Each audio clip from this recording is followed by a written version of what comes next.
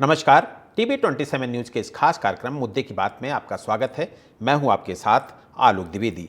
UP में होली और रमजान के जुम्मे को लेकर एक नया विवाद सामने आया है और वो है मस्जिदों को तिरपाल से ढकने का। यूपी के कई शहरों में मस्जिदों को होली के रंगों से बचाने के लिए उन्हें तिरपाल से ढका जा रहा है। अब इसे लेकर दो सवाल पैदा होते हैं। पहला, इन मस्जिदों को सिर्फ यूपी में क्यों ढका जा रहा है, बाकी के राज्यों में क्यों नहीं? आखिर होली और रमजान का जुम्मा तो पूरे देश में एक साथ मनाया जाने वाला है। और दूसरा सवाल यह है कि मस्जिदों को तिरपाल से ढकने का फैसला या ढकने का काम पहली बार ही नहीं हो रहा है। इससे पहले भी कांवड़ यात्रा के दौरान उस मार्ग पर पड़ने वाली कई मस्जिदों को तिरपाल से ढका गया था, लेकिन कोई विवाद नहीं हुआ। लेकिन इस बार क्यों विवाद हो रहा है? क्या भारत में होली और जुम्मे की नमाज एक साथ नहीं मनाई जा सकती? अलग अलग राज्यों से आ रही खबरें बता रही हैं कि होली खेलने और रमजान पर जुम्मे की नमाज को लेकर पिछले 2 हफ्ते से पूरे देश में तनाव पैदा करने की कोशिशें हो रही हैं और इस कोशिश में राजनीतिक बयानबाजी की भूमिका सबसे बड़ी है। पहले अपने त्योहारों को लेकर दोनों समुदायों में बहिष्कार का मुद्दा उठा। मतलब हिंदुओं से कहा गया कि होली पर कोई भी सामान मुस्लिमों से नहीं खरीदना है। वहीं मुस्लिमों से भी कहा गया कि अपने त्योहार पर कोई सामान गैर मुस्लिम से न खरीदें। इसके बाद जुम्मे की नमाज के समय को लेकर विवाद शुरू हो गया। कहा गया कि मुसलमानों पर नमाज का समय बदलने का दबाव डाला जा रहा है, जबकि हकीकत यह है कि खुद मुस्लिम धर्मगुरुओं ने सौहार्द को ध्यान रखकर नमाज का समय बदलने की अपील की थी। उन्होंने यहां तक कहा कि पहले भी ऐसा किया गया है और नमाज का समय बदलने पर मुस्लिमों की इबादत पर कोई भी असर नहीं पड़ेगा। और अब होली से ठीक पहले मस्जिदों को तिरपाल से ढकने पर एक नया विवाद शुरू हो गया है।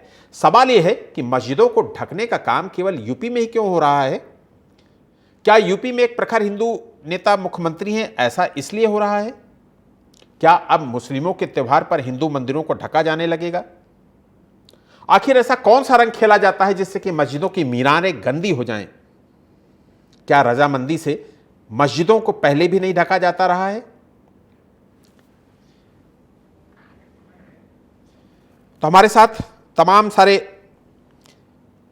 खास मेहमान भी जुड़ेंगे इस चर्चा में।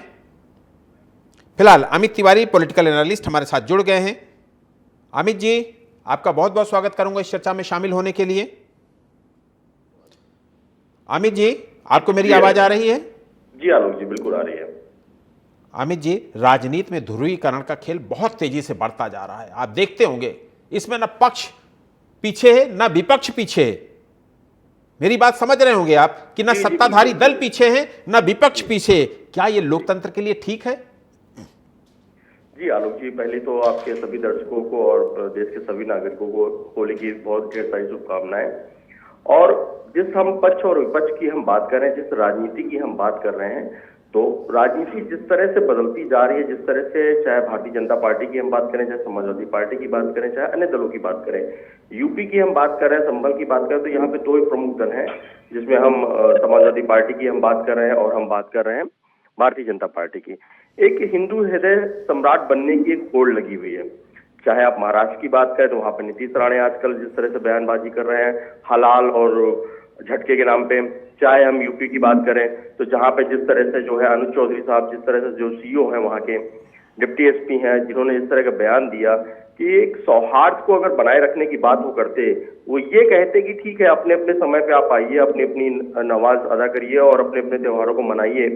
अगर किसी तरीके से कोई कठिनाई या समस्या होती है, किसी भी पक्ष में अगर उपद्रवी हैं, तो उनको अगर आप शिनाख्त करके उन पे अगर कार्रवाई करने का काम करती है यूपी पुलिस, तो बहुत अच्छी बात होती है। एक कहीं ना कहीं नजीर पेश करती है लोगों के सामने कि अगर किसी भी धर्म में या किसी भी पक्ष में अगर ऐसे अराजक तत्व हैं जो समाज के सौहार्द को बिगाड़ने का काम करेंगे, तो हम उस पर कठोर से कठोर कार्रवाई करेंगे।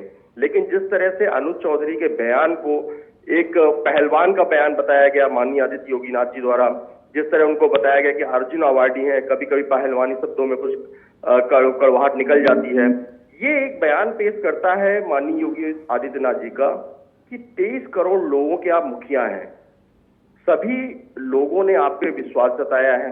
आप जब 80 और 20 की बात करते हैं तो जाहिर सी बात है आप किसको टारगेट कर रहे हैं? आप 80 की बात कर रहे हैं अपने पक्ष में और 20 को अगर आप अलग कर रहे हैं, तो आप एक प्रदेश के मुखिया के तौर पे आप किस तरह एक दो लोगों को बांट रहे हैं। आप जितनी भी योजनाएं लागू करते हैं उसमें तो आप 80-20 नहीं लागू करते हैं। लेकिन जब बात आती है ग्राउंड लेवल पे किसी त्योहार को मनाने के लिए, तो आप 80 और 20 करने लगते हैं। आप कुंभ में लोगों के ऊपर फूल वर्षा करते हैं। अगर मुस्लिमों का कोई त्योहार है तो हम कहते हैं एक कदम आपको आगे बढ़ के आना चाहिए था कि ठीक है, आप अपनी नमाज तय समय पे अदा करिए, और जो हिंदू लोग हैं वो अपने कार्यक्रम को 1 घंटे 1.5 घंटे उस एरिया में जहां पे नमाज होनी है उस एरिया में नहीं करेंगे। थोड़ी देर के बाद फिर अगर वो नमाज हो जाती है फिर उसको करते हैं। हम इसमें सौहार्द की बात कर रहे हैं, और इतना कड़वाहट, जितनी कड़वाहट आज मीडिया के दौर में दिखाई जा रही है, इतनी कड़वाहट कभी नहीं थी। लोगों ने अपने त्योहार भी मनाए हैं, एक दूसरे को रंग भी लगाया है। और आप आलोक जी कुछ एक सामाजिक व्यक्ति हैं, आपने देखा होगा हम लोगों ने बचपन में किस तरह से होलियां खेली हैं, कभी भी इस तरह की कड़वाहट थी ही नहीं। आखिर ये कड़वाहट क्यों उत्तर प्रदेश में पैदा की जा रही है, ये बात समझ से परे है। अमित जी बहुत इंपॉर्टेंट बात आपने कह दी है। उत्तर प्रदेश जो आपने नाम लिया, तो मैं फिर आपसे एक सवाल यही करूंगा कि इस तरह के मुद्दे हम देख रहे हैं कि देश में उत्तर प्रदेश ही एक ऐसा राज्य है जहां पर बार बार इस तरीके के मुद्दे उठाए जा रहे हैं। क्या इसके पीछे कोई विशेष सियासी रणनीति है? निश्चित तौर पे आपने देखा होगा कि एक हिंदू हृदय सम्राट बनने की एक बहुत बड़ी होड़ लगी हुई है, खासकर उत्तर प्रदेश में। और जिस तरह से योगी जी को उत्तराधिकारी देखा जा रहा है, मोदी जी का उत्तराधिकारी देखा जा रहा है, तो जाहिर सी बात है अपने आप को सर्वश्रेष्ठ साबित करने की वो होड़ में कहीं ना कहीं इस तरह के निर्णय लिए जा रहे हैं। और मुझे लगता है कि जब हम माननीय प्रधानमंत्री से उत्तराधिकारी की बात करें या किसी भी तरीके से बात करें, उन्होंने कभी इस तरह की घटनाओं का जिक्र कभी भी अपने बयानों में नहीं किया, कभी उन्होंने बांटने का काम नहीं किया। जब योगी जी का बयान आता है कि बटोगे तो कटोगे, तो उसी समय एक बयान आता है माननीय प्रधानमंत्री द्वारा कि एक रहोगे तो सेफ रहोगे। मतलब अगर हम एकता की बात करें तो उसमें अच्छाई है। हम अगर ये कहें कि हम पूरे देश को एकजुट रखने की बात कर रहे हैं तो निश्चित तौर पे बहुत अच्छी बात है। लेकिन बटोगे तो कटोगे ये किस संदर्भ में बोला गया? माननीय आदित्यनाथ जी ने आज तक किसी को भी इस संदर्भ को कहीं पे भी क्लैरिफिकेशन नहीं दिया।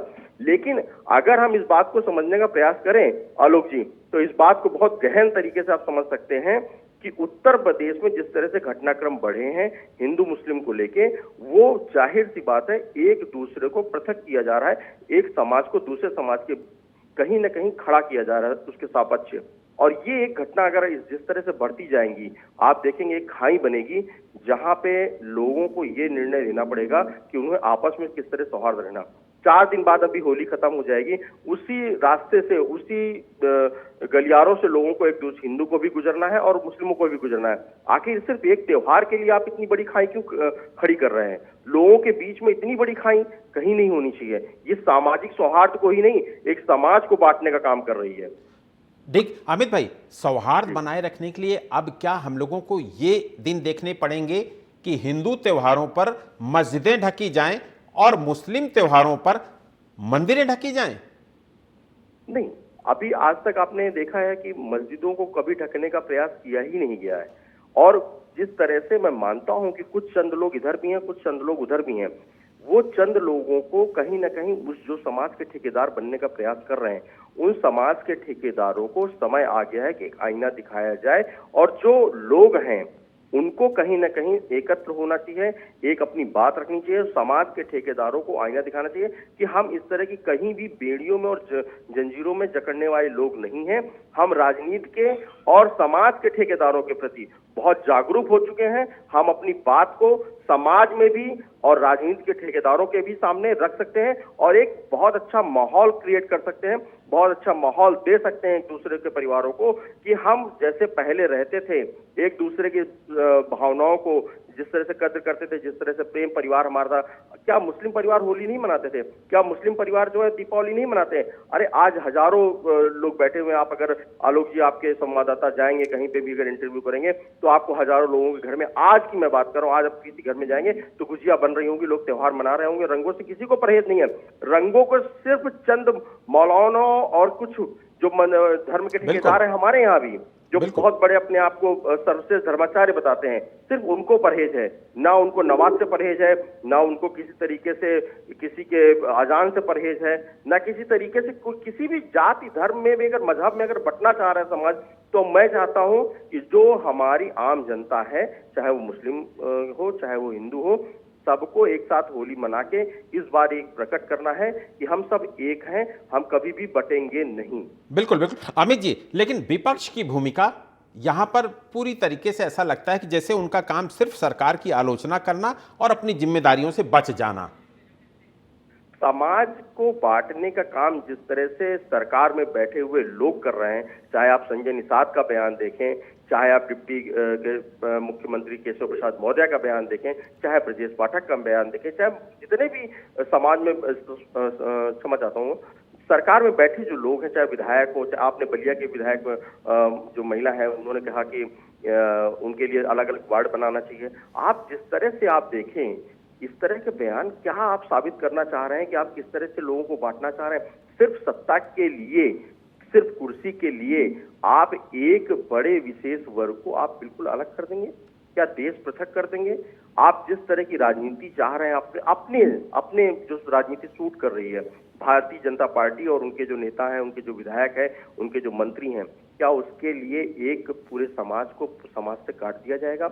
इस तरह की राजनीति आने वाले समय में बहुत बड़ा कुठाराघात होगी। और जो समाजवादी पार्टी की बात करें, अन्य दलों की बात करें, जो विपक्ष में बैठी हुई पार्टियां हैं, उनको तो सामने आना चाहिए। उनके तो लोगों के जो प्रतिनिधित्व करते हैं, जो जनता के बीच में जाते हैं, चुनाव लड़ते हैं, उनको जाना चाहिए समाज के बीच में। ठीक है अमित जी, आपके पास आऊंगा। जगदीश सिंह जी भी हमारे साथ जुड़ गए, समाजवादी पार्टी प्रवक्ता। जगदीश सिंह जी, आपका बहुत बहुत स्वागत करूंगा। बहुत बहुत धन्यवाद।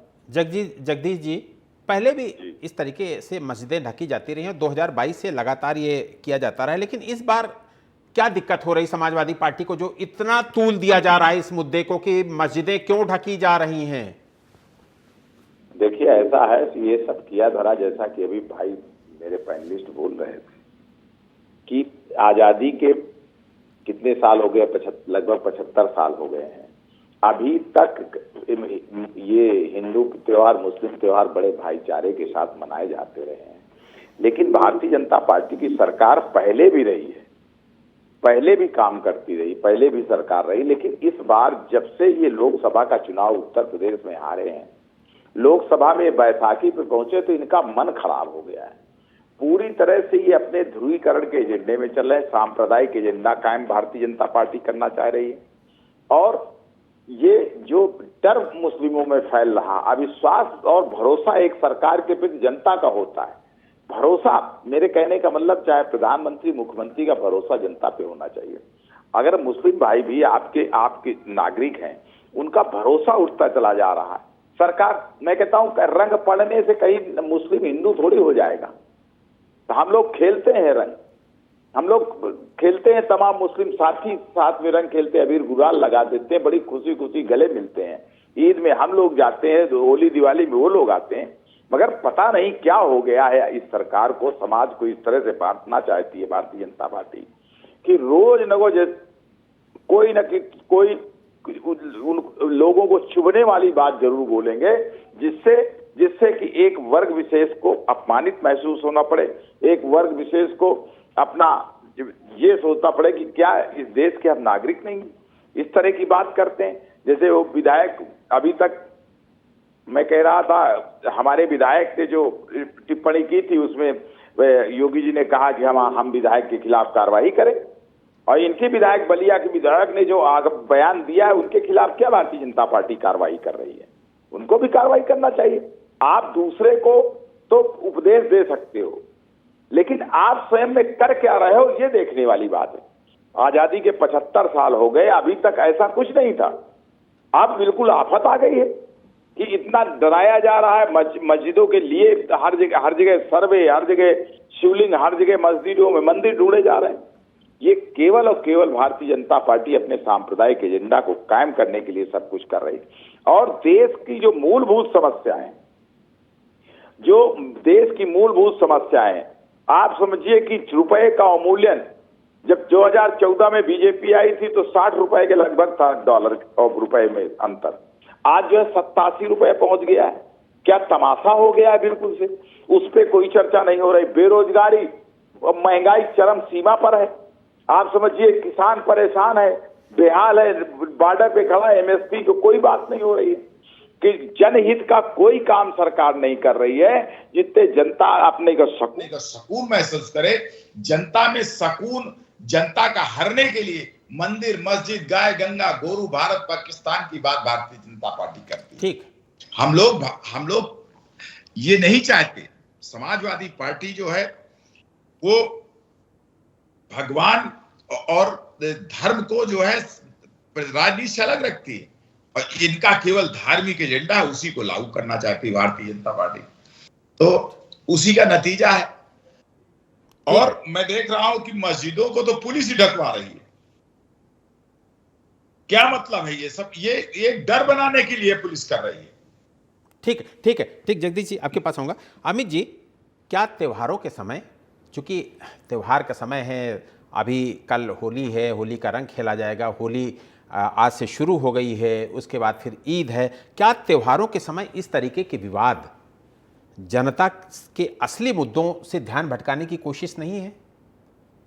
निश्चित तौर पे है। अगर आप जिस तरह से देखें कि अगर आप कोई भी बयान अगर आप देखें, तो कोई भी सरकार में बैठा हो चाहे सरकार के विपक्ष में बैठा हो, अगर जैसे ही हम लोग बात करेंगे आम जनमानस में, चाहे मीडिया बंधु ही बात करते हैं, अगर हम नौकरी की बात करें, युवा बेरोजगारों की बात करें, हम चाहे भर्ती की बात करें, चाहे हम जिस तरह प्रक्रिया चयन की बहुत सारी जो रिक्त पद हैं सरकारी जो है जिनको भरा जाना है, उनमें कहीं कोई चर्चा नहीं है। आप ये समझिए कि अगर कोई भी घटना ऐसी होती है, चाहे हम ईद की बात करें, चाहे दीपावली की बात करें, चाहे हम अभी रामनवमी है, रामनवमी में भी आप देखेंगे इस तरह की चर्चाएं होंगी। लेकिन कोई जो देश के युवा जो बेरोजगार घूम रहे, चाहे उत्तर प्रदेश की हम बात करें, माननीय आदित्य योगीनाथ जी जब आते हैं जेवर एयरपोर्ट, कब शुरू होना था, आप देखेंगे कि तारीख पे तारीख मिलती जा रही है। यहाँ का जो डेवलपमेंट की हम बात करें, तो नई जो एफडीआई की हम बात करें, जो सिर्फ कागजों में है कि 9 लाख करोड़ 10 लाख करोड़ एफडीआई आ गई, वो मूलभूत कहीं पे भी अगर ग्राउंड में अगर आप देखें आलोक जी, चाहे आप नोएडा की बात करें, ग्रेटर नोएडा की बात करें, चाहे हम आसपास के एनसीआर की, चाहे मेरठ की बात करें, इंफ्रा जो सरकार बनाती जा रही है, सरकार का इंफ्रा आपको दिख रहा है। जो बाहर का जो एफडीआई आना था, जो बाहर की जो कंपनियां आके यहाँ पे प्लांट लगाना है, जिनको मैन्युफैक्चरिंग स्टार्ट करनी है, आप जिस तरह से आपने देखा अमेरिका में 150% जो है लगभग जो है जो सरचार्जेस हैं वो बढ़ा दिए गए हैं। भारत ने भी जिस तरह से अगर देखें, कनाडा के अन्य देशों ने जहां जहां पे जो ट्रम्प सरकार ने जो है सरचार्ज बढ़ाया है, उससे क्या आर्थिक व्यवस्था में आप देखेंगे क्या गतिविधियां आएंगी, क्या चोरी होगी, क्या तेजी होगी और क्या धीमी गति से हम लोग आगे काम करेंगे, उस पर कोई प्लानिंग की चर्चा नहीं होती है। सुरेश खन्ना साहब केवल अगर 17,500 करोड़ रुपए कुंभ का बजट आता है, अगर मथुरा का बजट निकाला जाता है, तो हम ये कहते हैं कि जहां पे एक आज औद्योगिक क्रांति की जरूरत है, जहां पे एक समय हरित क्रांति की जरूरत थी, हरित क्रांति हुई, आज एक औद्योगिक क्रांति की जरूरत है। जब हम चाइना की बात करते हैं, जब हम एक बड़ी शक्तिशाली देशों की बात करते हैं, तो एक बहुत शक्तिशाली देशों के बीच में जो और भारत में जो अंतर है, वो युवाओं में जो बढ़ता जो क्रेज है, जिस तरह से अमेरिका में देखा होगा आपने, डिपोर्ट किए गए हमारे भारतीय नौजवान, जिस तरह से वहां से लोग नौकरी और बेरोजगारी के कारण जो है 50 लाख रुपए एजेंटों को देके वाया पनामा, जिस तरह ठीक है अमित भाई आपके पास आऊंगा। हमारे साथ अविरल मलिक भी जुड़ गए हैं, बीजेपी प्रवक्ता हैं। अविरल भाई आपका बहुत बहुत स्वागत करूंगा। जी बहुत बहुत धन्यवाद। अविरल जी, होली और रमजान पूरे देश में एक साथ मनाया जा रहा है, लेकिन उत्तर प्रदेश में ही मस्जिदों को तिरपाल से क्यों ढकने की जरूरत पड़ रही है? जी मेरी आप तक आवाज पहुंच रही है? जी नहीं, देखिए, जहां तक विषय है भारतीय जनता पार्टी का, तो हम तो स्पष्ट रूप से इस बात को स्वीकारते हैं, मानते हैं कि हम सबका साथ और सबके विकास की बात करते हैं। लेकिन कुछ लोग हैं जो वोट बैंक पॉलिटिक्स के आधार पर चलने वाले लोग हैं, उन्हें मुंहतोड़ जवाब जनता दे रही है वोट के माध्यम से। तो दूसरी ओर जहां तक विषय है उत्तर प्रदेश का और होली का जहां तक विषय है, निश्चित रूप से किसी प्रकार की कोई समस्या उत्तर प्रदेश में नहीं है। लेकिन जो लोग उत्तर प्रदेश को डिवाइड एंड रूल के आधार पर आगे बढ़ाने का प्रयास करते हैं, जनता अपने सौहार्द के आधार पर उन्हें मुंहतोड़ जवाब दे रही है, जो जमीनी स्तर पर नजर आ रहा है। गांव गरीब जिस प्रकार से मोहब्बत से, प्यार से त्योहारों को मनाने का कार्य कर रहे हैं, वो सबको नजर आ रहा है। उत्तर प्रदेश में किसी प्रकार का लॉ एंड ऑर्डर का इशू क्रिएट नहीं हो रहा है, ये बिल्कुल ऑन रिकॉर्ड है। और उसके साथ साथ जहां तक विषय है उत्तर प्रदेश का, उत्तर प्रदेश के लॉ एंड ऑर्डर का, उत्तर प्रदेश के दंगों का, उत्तर प्रदेश में माफियाओं का। तो ना उत्तर प्रदेश में माफिया है, ना उत्तर प्रदेश में दंगा होता है, ना दंगाई है, ना अपराधी है, ना अपराध हो सकता है। और यदि अपराध होता है, दंगा होता है, दंगा भड़काने का प्रयास होता है, तो कठोरतम कार्रवाई सरकार के द्वारा की जाती है और की जानी चाहिए, इसमें कोई दो मत नहीं है। और कानून अपना काम निश्चित रूप से करता है, इसमें भी कोई दो मत नहीं। जी ठीक है। जगदीश जी, धार्मिक ध्रुवीकरण, अभी आप चर्चा कर रहे थे कि लोकसभा चुनाव के बाद से उत्तर प्रदेश में धार्मिक ध्रुवीकरण बढ़ा है, लेकिन इसमें आपका भी रोल कम नहीं है। आप भी एक पक्ष के साथ खड़े हो जाते हैं, एक पक्ष की बात करने लगते हैं। कि ऐसा है कि ये तो गलत बात है। हम लोग कभी भी पक्ष विपक्ष समझते ही नहीं। हम लोग पूरे नागरिकों को समाजवादी सोच ही है। कभी समाजवादी सदैव धार्मिक एजेंडे के खिलाफ लड़े हैं। और आप समझिए, श्रद्धेय नेताजी ने जिस तरह से भारतीय जनता पार्टी का मुकाबला किया, आज तक हम लोग कभी भारतीय जनता पार्टी की सांप्रदायिक सोच का कभी नहीं सहयोग किया है। और एक चीज और मैं कहना चाहता हूं आलोक जी, ये अविरल मलिक जी हैं, और क्या कहता है, यहाँ पे भारतीय जनता पार्टी उत्तर प्रदेश में लॉ एंड ऑर्डर की बड़ी डींग है। अभी वहां सीतापुर में एक पत्रकार की हत्या हुई। कल हमारे साथ सुनील त्रिपाठी जी डिबेट थे। पत्रकार की हत्या के आज तक कुछ नहीं हुआ, वहां का सस्पेंड नहीं किया गया, पुलिस के खिलाफ कोई कार्रवाई नहीं। कर मलिक साहब ने कहा था इसमें कार्रवाई होगी। हमारे फतेहपुर में भी इसी तरह की पत्रकार की हत्या हुई, और उसमें भी जो है सब लेखपाल जो है उसमें मुलजिम बने, कुछ लेखपाल बन गए। तो ये जो लॉ एंड ऑर्डर की सिचुएशन है पूरी तरह से ध्वस्त है उत्तर प्रदेश में। कहीं कोई किसी का पूछने वाला नहीं है। और ये जो धार्मिक एजेंडा अविरल मलिक जी भारतीय जनता पार्टी चला रही है, इसका बहुत बड़ा खामियाजा देश की जनता को भुगतना पड़ेगा। आप क्या समझते हो? आज जो है मैंने तो डिबेट में कहा है आलोक जी, मैंने कहा है कि अल्लाह अकबर कहने से मैं मुसलमान थोड़ी हो जाएगा, इस्लाम थोड़ी हो जाएगा, हम मुस्लिम थोड़ी हो जाएंगे। तो ये बड़ी सोच और बड़ी बात होनी चाहिए। और जिस तरह से भारतीय जनता पार्टी केवल और केवल मुस्लिम भाइयों को डराना चाहती है, और हम जो है, हम लोग तो आपने कहा कि हम लोग उसके पक्ष में खड़े हो जाते हैं। हम लोग तो पीडीए पिछड़े दलितों और अल्पसंख्यकों की बात करते हैं।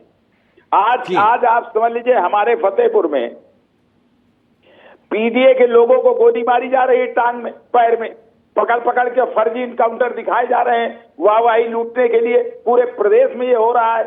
ये क्या तमाशा हो रहा है? ये सारे पीडीए के लोगों को मारा जा रहा है। पिछड़े और दलित गरीब लोगों को गोली मारी जा रही पैरों में। मुझे लगता है अपराधी की कोई जाति नहीं होती है, अपराधी कोई पीडीए का नहीं होता है, अपराधी की कोई जाति नहीं होती है। तब ना जी, आप बताइए, एक मुकदमा है, आप उसके पकड़ करके गोली मारोगे?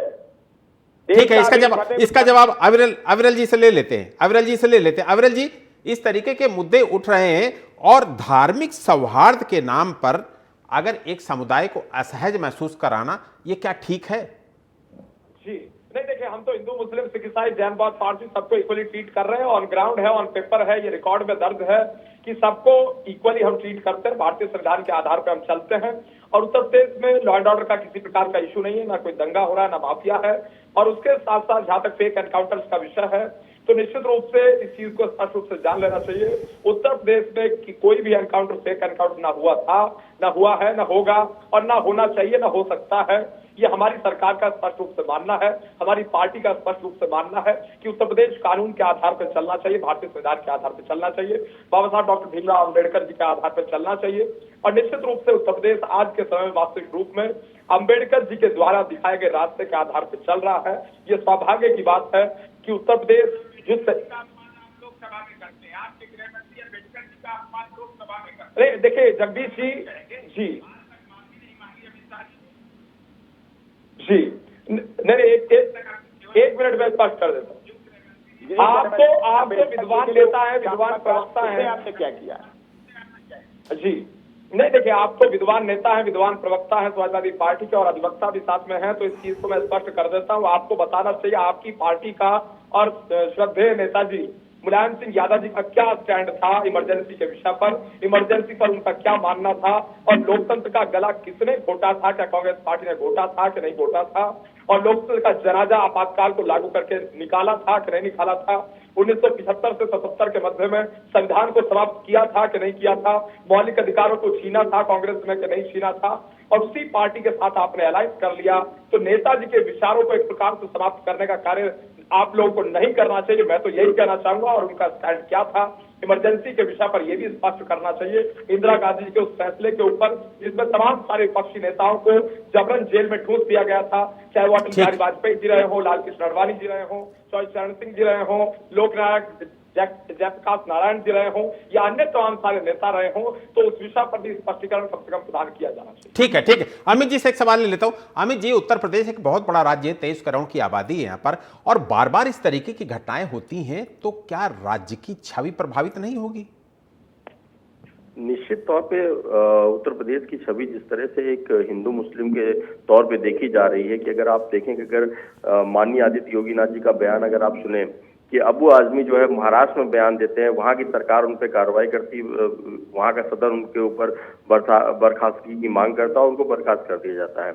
लेकिन और सदन अगर हम देखें, सदन में अगर जिस तरह से बयान माननीय आदित्यनाथ जी का जो बयान था उसको आप सुने कि उनको उत्तर प्रदेश को सौंप दिया जाए, उनको पार्टी से निष्कासित कर दे समाजवादी पार्टी, हम उनका जो है इलाज कर देंगे।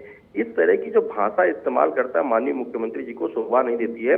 और जो मुख्यमंत्री 23 करोड़ लोगों का मुखिया है, अगर वो भरे सदन में इस तरह की भाषा का इस्तेमाल करता है तो जाहिर सी बात है कहीं ना कहीं एक पक्ष को आप दबाने का कार्य कर रहे हैं, और एक पक्ष को आप जिस तरह से दबाना चाह रहे हैं वो कहीं ना कहीं अंदर अंदर एक उबल रहा है। जो उबाल है वो कभी ना कभी तो दिखाई देता है। आप उसको चाहे वोट के नाम पे देखें, जब लोकसभा के चुनाव हुए तो जिस तरह से उन्होंने एक तरफा वोट दिया, उसमें बहुत सारे हिंदू हृदय सम्मान की जो राजनीति कर रहे थे वो था, सभी लोग मोदी से नाराज नहीं थे, सभी लोग भारतीय जनता पार्टी से नाराज नहीं थे, लेकिन जिस तरह से बयानबाजी हो रही थी वो लोकसभा के चुनाव में देखने को मिला था। और ऐसे ही 2027 में अगर जिस तरह से बयानबाजी होती रही अविरल मलिक जी, तो इस तरह से एकजुट मुसलमानों को आप लोग ही कर रहे हैं, आप लोग ही बांटने का काम कर रहे हैं। और जब वो एक तरफा वोट डालता है किसी भी पार्टी को, चाहे समाजवादी पार्टी को चाहे कांग्रेस को, तो उसमें कहीं ना कहीं आप लोगों का सबसे बड़ा हाथ होता है उनको एकत्रित करने के लिए।